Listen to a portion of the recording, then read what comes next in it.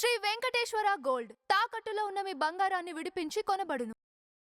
అవిని support చేస్తారా లేదా దూరం పెట్టేస్తారా? సపోర్ట్ చేస్తాను. ఎందుకండి?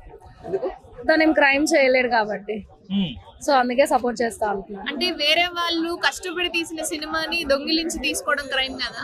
అవును, వాళ్ళు కష్టపడ్డందుకు ఫలితం కూడా వస్తుంది కదా బయట. ఈయనకేం అంత ఇన్కమ్ ఏం వస్తలేదు కదా, వాళ్ళకి కూడా వెళ్తుంది, రీచ్ అవుతున్నాయి, అన్ని మిలియన్స్ లో పోతుంది ఒక్కొక్క వీడియో.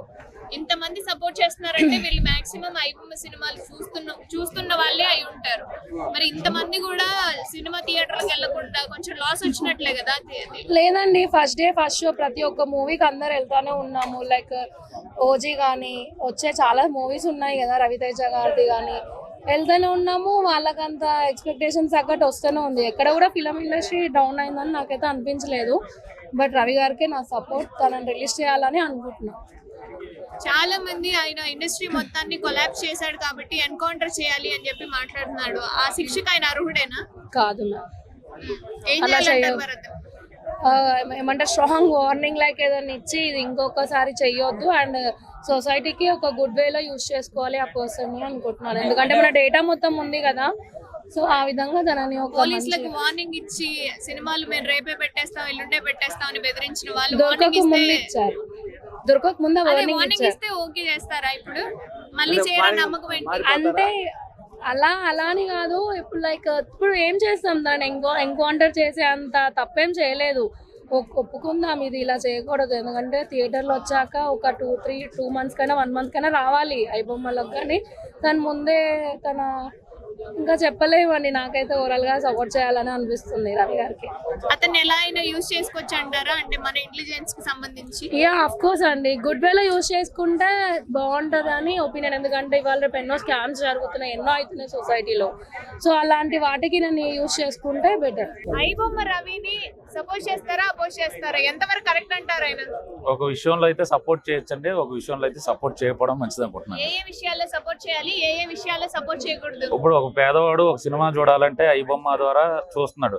ఇప్పుడు ఒక 1000 రూపాయలు పెట్టి టికెట్ తీసుకుని వెళ్ళి సినిమా చూసేంత స్తోమత అయితే లేదు జనాల్లో. ఇప్పుడు సినిమా ఇండస్ట్రీ పరంగా అయితే టికెట్స్ రేట్ అయితే విపరీతంగా ఎవరికి ఇష్టం వచ్చినట్టు వాళ్ళు పెంచుకుని వెళ్ళిపోతున్నారు. ఆ విషయంలో అయితే మరి ఐబొమ్మ రవిని సపోర్ట్ చేయొచ్చు. నెక్స్ట్ ఇంకొక విషయంలో సపోర్ట్ చేయని కారణం ఏంటంటే, ఇప్పుడు ఐబొమ్మ రవి అనే వ్యక్తి ఇప్పుడు మన బెట్టింగ్ యాప్స్ కొన్ని ప్రమోట్ చేశాడు. ఆ విషయంలో అయితే సపోర్ట్ చేయకపోవడం, అంటే ఇప్పుడు చాలా చూస్తున్నాం సూసైడ్స్ అలాంటివి చాలా చేసుకుంటున్నారు కదా, ఆ విషయంలో సపోర్ట్ చేయకపోవడం మంచిదని నా అభిప్రాయం. ఒక సామాన్యుడిగా చెప్పండి, ఎంతవరకు సపోర్ట్ చేయొచ్చు? సినిమా పరంగా అయితే సపోర్ట్ చేయొచ్చండి. బెట్టింగ్ యాప్స్ పరంగా అయితే మనం సపోర్ట్ చేయడానికి అది ఇల్లీగల్ కాబట్టి.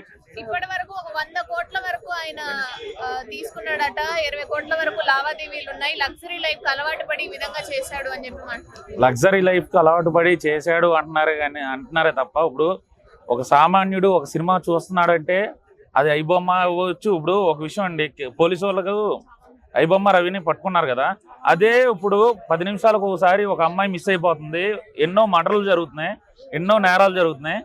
ఐబొమ్మ రవి మీద పెట్టినటువంటి ఇంట్రెస్ట్ ఈ పోలీసు వాళ్ళు మిగతా నేరాల మీద ఎందుకు పెట్టట్లేదు?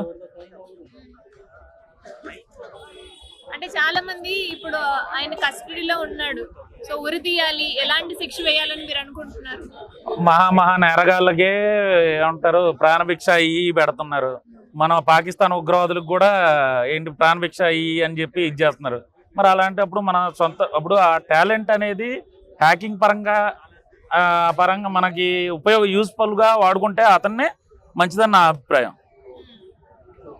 అంటే అది యూజ్ చేసుకొని మళ్ళీ దాన్ని ఏమైనా నెగటివ్ వేలో చేస్తే అది మిస్యూజ్ చేసుకోవడం అంటే అది పోలీసు వాళ్ళ అండర్లో జరగాలని ఉద్దేశం.